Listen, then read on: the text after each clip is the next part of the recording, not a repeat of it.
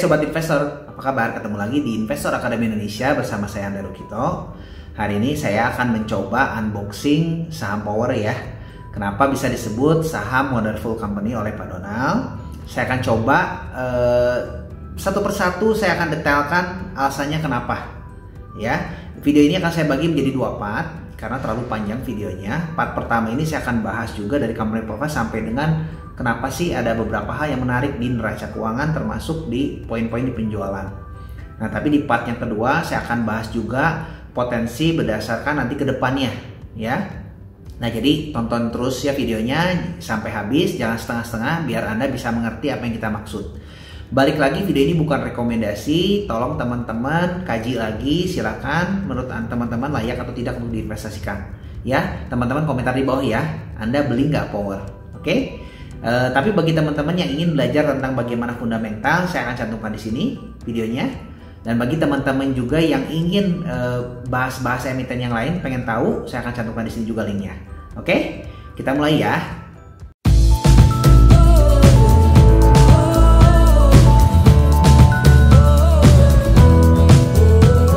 Oke, apa kabar semuanya? Hari ini kita akan bicara tentang Power ya. Kita akan unboxing Power. Apakah memang betul Power ini menjadi Wonderful Company? Kita lihat satu persatu ya. Kita akan bedah perlahan-lahan supaya teman-teman juga bisa memahami apa yang kita pikirkan. Oke, kita mulai ya. Sekali lagi sebelum itu saya pengen teman-teman juga memahami bahwa ini bukan rekomendasi untuk membeli. Tapi semuanya ini hanya berupa pemikiran saya saja ya. Silakan ada kaji dan riset masing-masing. Analisa ini bisa jadi salah ya. Silakan teman-teman juga betul-betul melihat terlebih dahulu ya. Resiko semua tanggung sendiri, bukan ajakan untuk membeli. Oke, kita mulai. Nah, kita lihat dari company profile-nya dulu ya. Pertama ya. Oke. Cikarang Listrindo ini itu merupakan penyedia tenaga listrik swasta ya. Jadi swasta punya untuk industri, fokusnya untuk industri ya. Nah, dan memiliki mengoperasikan pembangkit listrik di 3 lokasi ya, didukung infrastruktur untuk jalur transmisi dan distribusi ya, dan berkembang di kawasan industri yang terbesar dan paling berkembang di Indonesia. Ini adalah Cikarang ya. Jadi fokusnya menyediakan tenaga listrik gitu ya. Kalau yang butuh listrik ke dia gitu kan. Oke. Nah, letaknya gimana? Letaknya ini yang strategis ya. Ini berada di Bekapur ya, di daerah Bekapur ya, Bekasi, Karawang, Purwakarta ya. Nah, ini Bekasi, ini Karawangnya, ini Purwakarta. Nah, di sini apa namanya itu Power ya, Cikarang Listrindo. Oke. Ini disekelilingi oleh banyak kawasan-kawasan industri, ada MM2100 ya. MM2100 ini tuh ada banyak sekali pabrikan-pabrikan atau industri-industri yang berkembang ya. Dan juga ada juga di sini Jakarta Industrial Park ya, ada Hyundai Inti Development dan Lipo Cikarang. Jadi disekelilingi oleh banyak apa namanya tuh sentra-sentra industri beserta yang strategis posisinya. Oke. Nah, pembangkit listriknya ada apa aja sih saat ini? Jadi kita lihat ada yang pertama tuh pembangkit listrik berbahan bakar gas dan uap PLTGU Jawa BK ya, ini gas. Jadi fokus utamanya ke gas. Ini kapasitasnya tuh 755 MW dan sampai 300 ya megawatt, oke. Dan 346 MW dan 109 MW. Ya, ini ada PLTG jadinya. Nah, ada pembangkit listrik berbahan bakar gas juga sama ya, di MM 2100. Ini 109 MW ya. Oke. Pasokannya yang ini Pertamina, sama ini juga Pertamina ya. Oke. Nah, pembangkit listrik yang ketiga itu ada pembangkit listrik berbahan bakar batu bara. Jadi selain gas juga ini ada batu bara dia ya, di Babelan ya. Namanya Babelan, bukan di Babelan. Itu total kapasitasnya 280 MW ya, menggunakan boiler CFB ya, dan ini baru ya tahun 2017. Nah, transmisi dan distribusi dan memiliki jaringan transmisi juga ya gitu kan. Oke. Nah, apa sih keunggulan Cikarang Listrindo sendiri? Kita ambil lihat yang pertama tuh dia merupakan produsen listrik swasta terlama. Jadi ini perusahaannya bukan perusahaan yang baru esok hari ya, kemarin ya. Jadi ini sudah lama di Indonesia Dan kedua, penyedia listrik pertama yang tercatat dalam Bursa Efek. Jadi ini yang pertama kali ya yang bisa masuk ke IPO. Yang ketiga, dia punya pelanggannya banyak sekali variannya, nggak cuma hanya PLN tapi ada berbagai industri dan juga PLN. Ya. Dan yang keempat, memiliki lokasi strategis. Dia punya lokasi yang strategis di kawasan industri dan area yang berkembang pesat, terutama yaitu tadi kan di Bekapur ya. Nah, yang kelima, memiliki posisi yang baik untuk bertumbuh. Ya, oke. Jadi ini punya peluang yang sangat potensi yang sangat baik untuk bertumbuh ke depannya. Ya, dan punya kemampuan operasional juga yang sangat baik dan tim manajemen yang solid. Ya, nanti saya akan ceritakan satu persatu. Kita akan bahas dari mungkin nanti manajemennya juga ya. Oke. Yang pertama ini dari penyedia tenaga listrik swasta yang beroperasi paling lama. Jadi Power ini sudah beroperasi dari tahun 93 ya, menjadi independent power producer yang beroperasi paling lama dengan kapasitas yang terus bertumbuh sejalan dengan perkembangan kebutuhan pasokan listrik dalam 5 kawasan industri yang dilayani. Jadi artinya nih bertumbuh terus ya si Power ini. Ya, dari komposisi manajemennya yaitu ada komisarisnya yang kita ambil highlightnya ya, kita nggak ngambil sampai ke direkturnya, kita highlight saja beberapa yang menarik menurut saya, yaitu ada almarhum, sekarang ini beliau sudah almarhum, ada Insinyur Haji Ismail Sofyan, ini tercatatnya 31 Desember 2019 ya. Nah, tahun ini beliau meninggal ya, kita ucapkan turut berduka cita. Nah, dan ada Pak Sutanto Joso. Nah, apa yang menarik dari beliau? Kita ambil cross check backgroundnya. Ternyata Pak Insinyur Ismail Sofyan ini tuh merupakan salah satu pendiri ya dulu di Medland atau Metropolitan Land bersama Ciputra. Ya, dan track record beliau sendiri pun jadi pengusaha yang sangat baik ya bersama Insinyur Ciputra, dan kebetulan Insinyur Ciputra ini sudah almarhum juga, kita ucapkan turut berduka cita juga ya. Oke. Dan Pak Sutanto Joso ini ternyata kalau kita cek cross checknya itu ada salah satu beliau juga menjadi founders di PT Supra Boga Lestari ya, Rans Market ya. Jadi ini menarik. Jadi beliau sendiri pun juga bukan pemain-pemain yang kelas biasa saja ya. Ternyata kelasnya kelas kakap. Termasuk saya pernah mendengar juga di Kija ya, kawasan Jababeka. Nah, ini beliau punya track record yang sangat baik juga ya. Oke, ini menjadikan pengaturan manajemen ini kenapa kita sebut GCG-nya sangat baik kalau menurut saya ya, dengan track record beliau-beliau ini yang pernah berkecimpung di properti dan pengalaman beliau di properti dan pengelolaan orang ya. Oke. Nah, pengembangan Power sendiri seperti apa sih? Perkembangan kapasitas yang terpasang dan daya yang tersambung ini kita lihat ternyata betul yang dikatakan dari sejak tahun 93 ini berkembangnya luar biasa. Ya, di sini kita bisa lihat ada kapasitas terpasang ya, dari tahun 93 cuma 60 megawatt ini sampai sekarang ini terus naik bertumbuh terus sampai terakhir tuh di 2017 itu sudah terpasang 114 ya. Nah, ini akan terus bertumbuh kalau kita lihat ya. Dan daya yang tersambung ini adalah yang menjadi pelanggan ya, artinya tuh daya tersambungnya tadi yang tadinya awalnya sedikit sampai lama juga sampai terus bertambah, naik terus. CAGR-nya sekitar 13%, ini luar biasa setiap tahunnya. Jarang ada perusahaan-perusahaan yang bisa bertumbuh setiap tahunnya kurang lebih sekitar 13%-an, double digit kita sebutnya ya. Ini konsisten dari tahun 93 sampai 2019 ini berarti kurang lebih hampir 26 tahun ya. Ya kurang lebih sekitar 20-an lebih tahun ya. Oke. Nah, kita lihat juga di tahun 2017 sampai 2019 jumlah pelanggan ini naik memang dari 2.351 menjadi 2.464 ya. Dan daya tersambung pun juga naik dari 1052 menjadi 1011 ya. Pasokan listrik juga naik. Dari ketersediaan juga ini meningkat ya. Kapasitas yang digunakan ini saya akan sebutkan nanti, ternyata ketersediaannya masih sangat tinggi ya. Oke, kita lihat juga dari IE. IE ini adalah kalau ngomongin itu adalah industri-industri ya. industri-industri di luar PLN ya yang terpasang saat ini tuh dari tahun 2015 sampai tahun bulan Juni ini ya, bulan Juni 2020 ini meningkat terus. Bahkan di saat pandemi ini ada peningkatan dari 2019 ini ke 2020 ini tuh sampai tengah tahun ini ada peningkatan juga. Ini luar biasa. Ya, artinya kebutuhan memang untuk listrik terutama di industri ini sangat bertumbuh terus. Ini number tenannya ya. Nah, Kalau kita ngomongin untuk apa namanya tuh pemakaian juga daya yang terpasang juga dari tadinya 978 ini naik menjadi 1113 sampai tahun 2020.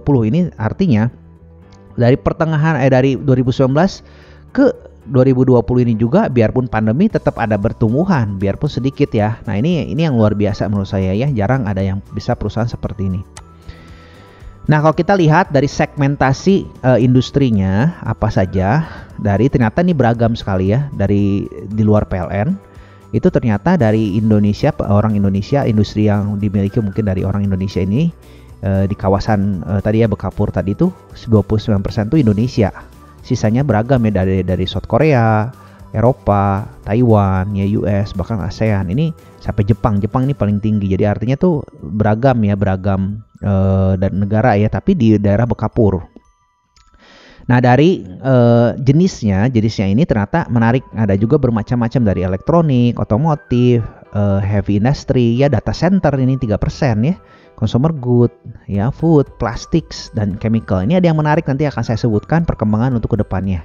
Ya, tapi seperti yang kita bisa lihat dengan customer breakdown ini, artinya ini benar-benar kita lihat bahwa Power ini punya diversifikasi pelanggan yang sangat beragam dan banyak. Artinya tingkat ketahanannya lebih baik ya. Customer membutuhkan Power ini untuk supply listrik mau nggak mau. Jadi salah satu barang atau produk yang sangat dibutuhkan kalau kita lihat. Jadi tidak bergantung pada PLN saja. Nah, rata-rata untuk lamanya lamanya customer ya, length of customer relation. Jadi artinya tuh mereka sudah berapa lama sih berhubungan dengan Power sendiri, langganan lah kalau kita sebutnya tuh. Nah, ternyata hampir 68% ini sudah lebih daripada 10 tahun. Nah, ini luar biasa. Jadi artinya loyal. Mereka tuh benar-benar sangat loyal dengan langganan Power ini sudah lebih dari 10 tahun. Kalau kita sebut dengan langganan lebih dari 10 tahun, hampir jarang mereka juga sendiri berpikir untuk pindah atau enggak, mereka nggak membutuhkan. Nah, ini luar biasanya gitu kan. Dan akan terus bertumbuh. Bahkan yang 5-10% ini 22%. Jadi artinya hampir kita sebut tuh benar-benar customernya tuh jarang sekali ada yang turnover ya, berpindah gitu kan. Nah, dan rata-rata customer mereka itu ternyata punya bad debt. Kalau kita sebut tuh bad debt-nya yang rendah sekali, bahkan cuma sekitar 0,1, paling tinggi juga 0,3 di 2019 ini, hampir 0,1, nyaris mungkin tidak ada bad debt kalau kita sebutnya ya. Ini luar biasa. Oke, kita akan lihat dari review keuangannya. Ya, yang pertama kita akan lihat dari neracanya terlebih dahulu ya. Oke, kita highlight beberapa hal yang mungkin menarik menurut saya di laporan Power sendiri. Ini kita ambil dari yang tanggal 30 Juni 2020 ya, disajikan dalam bentuk dolar ya, Amerika. Oke, kita lihat dari aset. Saya highlight di sini ya, di kas dan setara kas. Dan di sini saya highlight juga di investasi. Ya, di sini ada aset tidak lancarnya, saya highlight juga di aset tetap dan total aset ya. Kita akan bahas satu persatu ya. Yang pertama dari kasnya terlebih dahulu. Nah, kita lihat dari kas dan setara kas ini ternyata ada peningkatan dari yang terakhir ya, tahun kemarin ya. Kalau kita lihat dari Desember 2019 ini ada peningkatan cukup lumayan ya. Cukup lumayan, hampir 20%-an mungkin ya peningkatannya. 20% lebih malahan. Ini menjadi 310 juta ya US dollar ya. Dan ada investasi di sini yang meningkat juga hampir 2 kali lipat, malahan 13 juta US dollar. Nah, kita lihat apa, kita highlight ternyata di investasi ini, kalau kita udah tahu tadi Kasma ya, kalau investasi ini ternyata ini yaitu investasi dalam bentuk obligasi dan reksadana. Ya, obligasi dan reksadana ini saya hampir sebutkan juga, ini ya sama seperti kita ngomong deposito lah. Ya, setara. Berarti kita bisa anggap juga kas dan setara kas. Oke? Nah, kita coba berhitung. Di sini misalkan kas dan investasi kas itu 310 juta US tambah 13, berarti didapatkan itu sebenarnya tuh nilai kas itu kalau dalam rupiah tuh 4,696 T. Ya, dengan harga 31 Juli 655 ya, penutupan kemarin ya, baru ya. Nah, 30 Juni ini berdasarkan laporan 30 Juni ya, jumlah lembar saham itu kan 16 miliar ya, 16 miliar sekian. Dan dia akan buyback karena ada saham treasury sebesar 338 juta, yaitu jumlah saham beredarnya dikurangi aja, ini menjadi 15 miliar saham beredarnya. Ya kita hitung ya, dari 655 ini dikali dengan dengan saham beredarnya, ini market cap-nya menjadi 10,3 T. Jadi artinya nilai kasnya itu adalah 45% dari market cap. Nah, apa yang menarik dari sini yang saya maksud? Coba bayangkan Anda membeli perusahaan, satu perusahaan misalkan harganya 1 miliar, misalkan perusahaan ini Anda akuisisi pengen 1 miliar, di dalamnya tuh ada uang kas kalau kita sebutnya benar-benar kas ya, yang Anda bisa cairkan gitu kan, itu sebesar 45%. Artinya tuh 1 miliar itu kalau kita ngomongin dapat 450 juta, atau kita sebutlah anggap 500 juta. Kalau ada yang membelinya mungkin lebih murah daripada ini, kemarinnya sempat mungkin di 600, mungkin market cap 50% dari market cap. Ya, Anda bayangkan 1 miliar tadi Anda dapat 500 juta. Ya, belum apa-apa Anda dapat refund 500 juta gitu kan. Nah, itu luar biasanya menurut saya penilaian dari kas ini. Tapi serta-merta tidak bisa hanya dinilai dari seperti ini saja. Ya, tapi ini setidaknya menggambar kepada kita likuiditas perusahaan sendiri terhadap kas ini sangat kuat. Ya, jadi kalau saya pernah singgung di pelajaran-pelajaran sebelumnya, yaitu tentang cara bagaimana mencari saham multi-bagger. Kenapa saya singgung yang kas ini? Bahwa yang terpenting dari kalau kita ngomongin apakah laba perusahaan atau cash flow. Nah, justru kalau yang saya lebih memilih cash flow. Kenapa? Saya akan Anda teman-teman bisa nonton video-video saya sebelumnya untuk benar-benar memahami kenapa pentingnya cash flow ya. Nanti saya akan cantumkan linknya di samping ya. Ini teman-teman bisa nonton juga dulu supaya Anda benar-benar bisa memahami apa yang saya maksud. Tapi setidaknya yang saya maksud di sini tuh, laba boleh minus misalkan, laba boleh rugi, tapi cash flow-nya baik atau cash-nya besar, itu perusahaan akan survive. Nah, itu kurang lebih sebagai gambaran singkatnya gitu ya.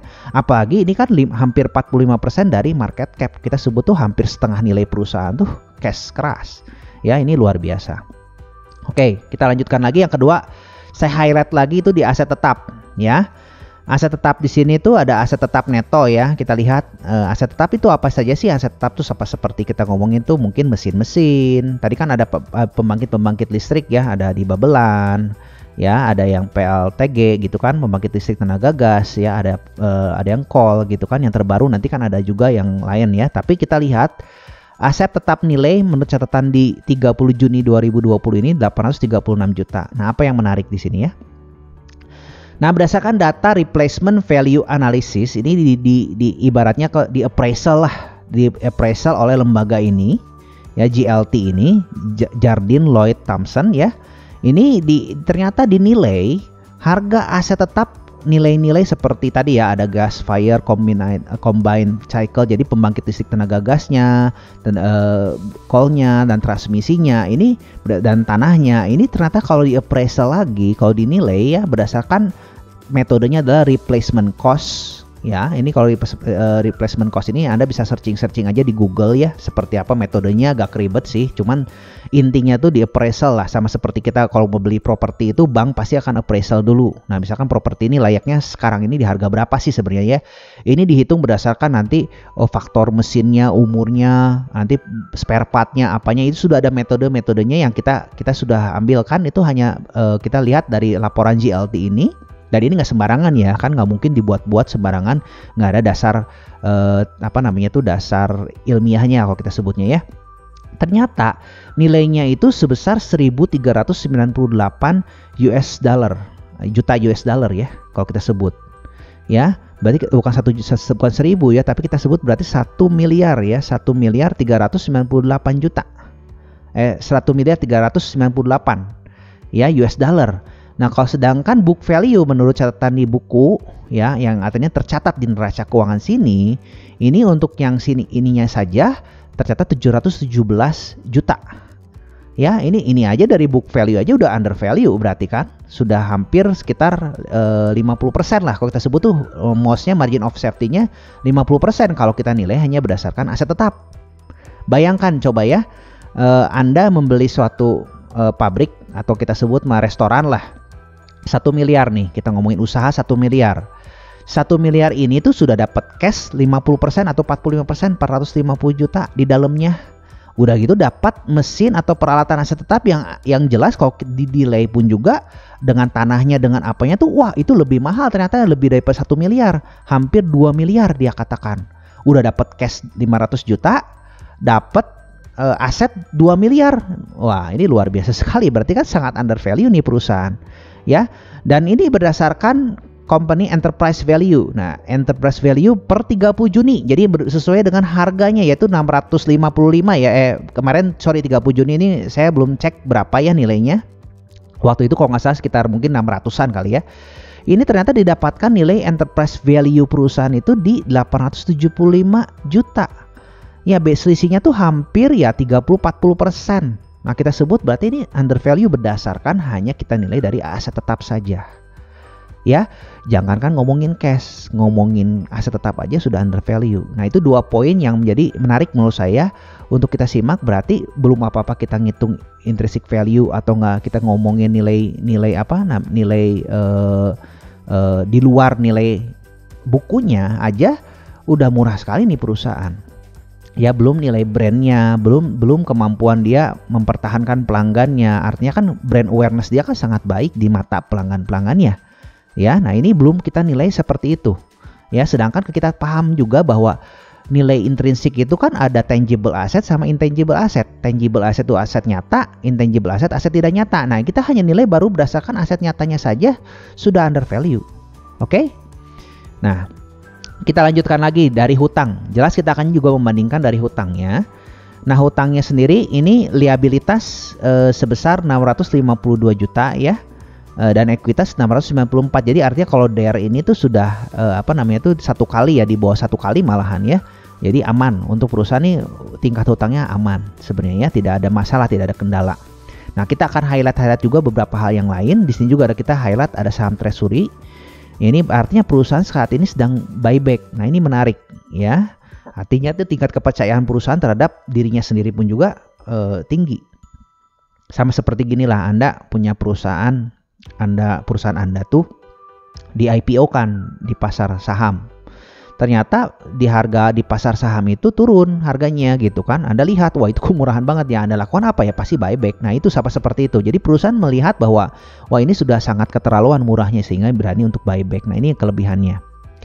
Nah, dan ada selisih kurs ya. Nah, selisih kurs di sini tuh kita lihat, saya akan jabarkan lagi nanti. Ini selisih kurs yang saya pikir ini sebenarnya tuh sifatnya mungkin nggak permanen kita sebutnya ya. Oke.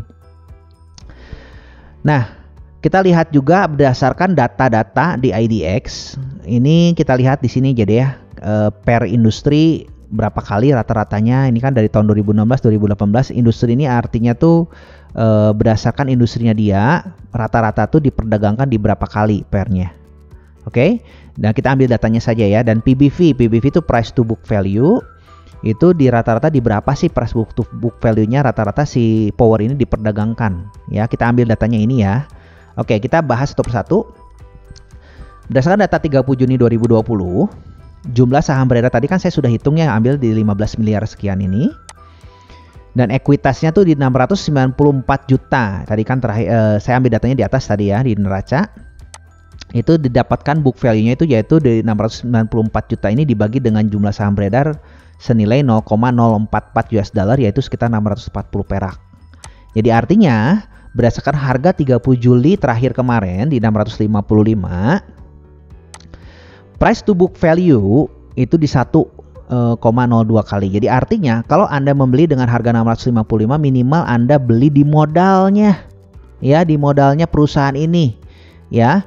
Nah, berarti murah atau tidak? Nah, sama seperti ginilah. Anda membeli misalkan restoran 1 miliar ya, Anda restoran itu sudah berjalan, restoran itu sudah menghasilkan untung. Logikanya Anda sendiri pun juga kira-kira sebagai owner nih 1 miliar tadi kan modalnya ya, Anda mau nggak jual dengan 1 miliar? Pasti kan enggak. Rugi dong Anda jual dengan 1 miliar. Kenapa? Loh, kan uang restoran saya sudah jalan, udah ngasih untung buat saya, kenapa saya harus jual modal? Nah, Anda dapat kesempatan untuk kali ini dengan perusahaan yang masih untung, dengan tadi ya undervalue asset dengan kasnya yang sangat luar biasa besar. Anda hanya coba membayar 1 kali dari price book value-nya. Jadi dari modalnya cuma 1 kali. Artinya tuh Anda membeli di modalnya. Ya, kalau menurut saya ini sangat murah. Oke. Untuk ukuran power ya dengan nilai tadi kan aset dan intrinsic value yang menarik. Oke, nah PBV sektor. Nah, PBV sektor ini saya ambil rata-rata tadi berdasarkan data di IDX kan ya. Kita ambillah di 1,48, ini kan rata-ratanya dari 2016 2019 gitu kan. Dan berdasarkan PBV history rata-ratanya dia itu di 2,17 kali ya. Kita ambil dua ini variabel ini. Nah, kalau berdasarkan sektor kita ambil yang termurah deh, 1,48, berarti kan menurut PBV harga wajar itu bisa di 947 kurang lebih gitu kan. Kita ngomongin. Jadi apa namanya tuh murah sekali ya. Anda dengan beli 655, kita ambil yang terjelek aja di harga sektoral ini, ternyata harga wajarnya Power ini di 947. Oke, tentu saja ini valuasi ini Anda silakan bisa kaji lagi. Karena kenapa? Karena ini bukan angka pasti ya. Valuasi ini saya tidak terlalu mengagungkan, tapi Anda bisa gunakan metode-metode yang lain juga. Tapi setidaknya kita bisa ada gambaran bahwa ini sudah under value ya. Oke, kita lanjutkan lagi ya. Nah, kita lihat dari laporan laba rugi. Nah, berdasarkan data 30 Juni 2020, penjualan Power sendiri itu menurun ternyata ya. Dari 2019 ini pelanggan di PLN-nya sama dengan kawasan industri yang lainnya ternyata menurun, ini 210 juta jadi 179 ya. Saya highlightin dulu saja di sini. Ada beban pokok sih saya highlightin, beban lain-lain di sini saya ambil beberapa hal yang menarik. Kita akan bahas satu persatu. Yang pertama dari penjualan ini. Ternyata dari kawasan industri ini 179 juta US dollar ini ternyata menurun ya, dari tadinya 210 juta, termasuk juga PLN ini menurun. Nah, ini kenapa? Kita akan coba cek kenapa sih bisa menurunnya. Jangan-jangan ini perusahaan bermasalah gitu kan. Nah, dari history ternyata dari 2018-2019 ini sebenarnya konsumsi untuk apa namanya tuh, kita ngomongin ini PLN ya. Ternyata PLN ini sudah menurun. Dari tahun-tahun sebelumnya itu sudah menurun sebenarnya tuh. Jadi memang si Power ini sudah ancang-ancang dia akan ningkatin di industri-industri yang lainnya. Jadi dia nggak mau nunggu gitu kan. Kasarnya mah nggak apa-apa PLN nih, dan porsinya juga ternyata cuman nggak berapa ya, kalau kita sebut di sini tuh belum signifikan gitu kan dibandingkan dengan industri yang paling besar gitu kan. Nah, di tahun 2020 ini memang turunnya hampir 43% kita 43% kita kan ngomonginnya, dan industrinya pun turun. Ya, kenapa? Menurut catatan di perusahaan tersebut, data-data saya bongkar. Yang pertama tuh dari PLN-nya terlebih dahulu. Ternyata PLN ini pada tanggal 8 Maret 2011 mengadakan perjanjian katanya kan ya, bersedia untuk membeli tambahan 150 yang tadinya tuh berlaku sampai 26 Januari 2016, tadi diperpanjang ya, berlaku sampai dengan Juni 2031. Ya, perubahan ini berlaku efektif dari tanggal 1 Juni 2011 sampai dengan 1 Juni 2031. Kapasitas awal 150 MW berakhir pada tanggal 24 Januari. Jadi ada dua perjanjian kontrak, yang salah satunya tuh ternyata habisnya masih cukup lama di 2031, yang satu sudah habis di 4 Januari 2020. Nah, ini makanya tadi kan sempat ada penurunan karena kapasitas yang ini kontraknya sudah berakhir. Oke, jadi bukan apa-apa. Sedangkan untuk PLN yang ini masih lama nggak? Masih lama sekali. Untuk yang satunya lagi 150 ya. Oke. Nah, untuk yang industrial estate yang lain, artinya tuh untuk industri-industri yang lain seperti apa? Kenapa kok bisa menurun gitu kan? Ternyata ini efek karena COVID ya. Ini dibandingkan sama perusahaan tersebut antara efek COVID dengan tahun 2008-2009 gara-gara global financial crisis. Ternyata polanya hampir sama, dan efek COVID ini lebih dalam. Yaitu kenapa? Sekaligus juga ada lebaran holiday, lebaran juga, maka konsumsi ini yang tadinya mungkin ada PSBB juga di sini ya. Kita lihat PSBB Jakarta, Bekasi itu menurun tajam hampir 37%. Ya, dan sekarang sudah pick up lagi di Juli ini. Ya, di Juni ya. Tadi kan di Juni turun, ini April dan Juni. Ini sudah pick up lagi sekarang. Juni Juli ini hampir udah 13% naiknya ya. Sisanya 24% lagi, dan ini akan terus menaik. Sama ini polanya sama seperti yang lalu, ini turun juga ya 25%. Ini lebih dalam ya. Tapi sudah mulai pick up lagi juga, tapi di Maretnya ini baru pulihnya baru 4%. Nah, ini akan pick up terus dan akan pulih juga. Nah, kedepannya ini akan pulih juga. Coba bayangkan ya, ini kan kita berarti kan dia laporan keuangannya tuh di Januari sampai dengan Juni ini, ternyata di April sama Juni ini dia punya penurunan gara-gara PSBB ya. Nah, ini menarik sebenarnya tuh, di saat perusahaannya melemah seperti ini juga laporan keuangannya masih baik Kenapa saya sebut masih baik? Saya akan sebutkannya di laporan laba rugi ya. Nah, ini kesempatan buat kita untuk investasi saya pikir. Karena kenapa? Ini fase-fase untuk kritisnya sudah lewat dan ini akan pick up lagi ke atas. Oke? Nah, kita lihat dari beban pokok penjualan. Nah, dari beban pokok penjualan di sini ternyata ini turun ya. Turun. Bukan 18, ini catatan 18 artinya ya, turun dari 183 139. Ternyata selain penjualannya turun, tapi beban pokok juga turun. Ya, artinya beban pokok kalau turun tuh bagus atau tidak? Ya jelas kan, COGS atau modalnya turun ya pasti baik untuk perusahaan ya. Ini kenapa? Nah, kita coba cek. Saya pengen bahas juga dari harga coal dulu ya, karena kan tadi kan si pembangkit listriknya kan ada yang coal, ada yang gas gitu kan. Nah, kalau gas kan supply-nya kan dari PGN ya, kalau kita sebut. Nah, harganya saya sulit untuk dapatkan, tapi untuk yang coal kita coba bandingkan juga ya. Harga coal artinya gini logikanya. Bahan baku untuk menghasilkan listrik ini kan dari coal, dari batu bara. Nah, kalau batu bara harganya mahal kan harusnya modalnya naik dong. Ya, untuk apa? Dia harga jualnya kalau tetap harga batu baranya naik kan berarti kan harusnya harga GPM-nya atau gross profit margin menurun ya. Laba kotornya kan menurun, harusnya logikanya seperti itu. Nah, kita coba ambil lihat grafik di tahun 2016 ini kan harga coal paling rendah ini hampir bisa 44 ya, kurang lebih ya, sekitar 40 dolar ya. Nah, sampai pick up naik 2017 di harga sekarang rata-rata 60 sampai 70 rentangnya mungkin ya, sampai ke paling tinggi puncaknya 2019 sempat nyaris ke 100 US dollar kan ya. Nah, ini harga coal ya, sedangkan sekarang sudah di 65 lagi ya, kurang lebih gitu kan. Nah, apa yang menarik di sini kita lihat dari beban pokok penjualan, ternyata di tahun 2016 perusahaan ini 2015-2016 ini belum punya coal ya, baru hanya gas bumi ya. Ini 305 juta ya, 307 juta ini kan stabil ya, karena supply buat listrik kan kebutuhan kan stabil-stabil aja ya. Nah, kita bisa lihat di 2015-2016 ini coal kan lagi rendah ya, di sini kan lagi murah. Nah, 2017 mulai pick up naik sebenarnya, harga dia kan di modalnya di sini sama nih dengan modal sekarang. Oke, 2018-2019 naik. Nah, kita lihat di 2017 ternyata dia sudah diversifikasi ke batu bara. Tapi gas buminya juga turun. Artinya kan dia pindah diversifikasinya. Gas buminya dia tuh kurangi, tapi dia naikkan ke coal. Ya, dan tadinya mungkin 2016 nggak ada coal, jadi ada coal, naik lagi jadi 68 juta. Ternyata kalau kita perhatikan secara sekilas, listrik yang dihasilkan mungkin gara-gara coal ini lebih murah dibandingkan gas bumi sebenarnya kalau kita sebutkan. Ya, nanti saya sebutkan kenapa. Ya, biarpun nggak bisa dibandingkannya secara apple ke apple, tapi saya hanya membacanya kurang lebihnya saja ya.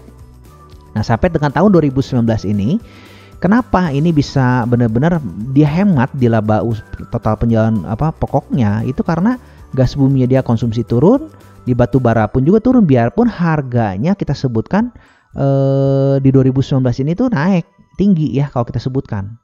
Ya, jadi ada keuntungan juga dia di harga coal yang turun. Ya.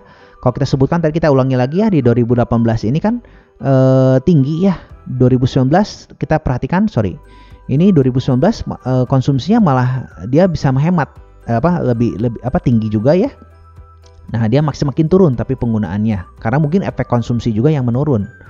Tapi kenapa saya sebutkan tadi semakin diversifikasi dia ke batu bara tuh malah menurut saya cukup menguntungkan dia, biarpun harga coal itu kan sempat nyaris di 100 ya, kita tinggi kan harga bahan pokoknya ya. Nah, kita lihat perkembangan GPM perusahaan sendiri di tahun 2013 yang hanya sekitar 29% lebih, ini meningkat terus 33% tuh. Ya, lebih ya, malahan 33% lebih, hampir 34% di sini ya. Dan bukan kecenderungan menurun, malah menaik terus. Malah coal ini pun juga lagi peak-peaknya, lagi tinggi-tingginya harga coal. Ini tetap GPM dia bisa naik sampai 38%. Ini menarik sebenarnya ya.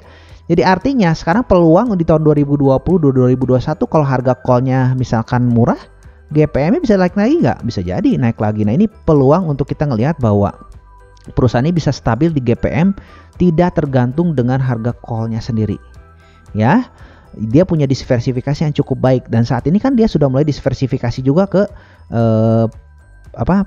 kelapa sawit ya sebagai bahan bakunya ya, sebagai bahan dasarnya ya untuk biomasa ya, campur. Nah, ini luar biasa. Belum lagi diversifikasi ke energi terbarukan, ke surya gitu kan, semakin hemat lagi. Ya, artinya nanti ke depannya kita bisa perhatikan bahwa GPM ini akan meningkat juga. Ya, itu menariknya dari yang saya lihat dari power. Oke, kita lihat yang poin ketiga lagi dari beban lain-lain. Ya, bantu komen ya buat teman-teman, kira-kira saham power ini layak nggak untuk diinvestasikan. Kalau video ini bermanfaat buat Anda, tolong bantu share ya. Oke, jangan lupa komen di bawah ya. Oke, see you the next video part 2.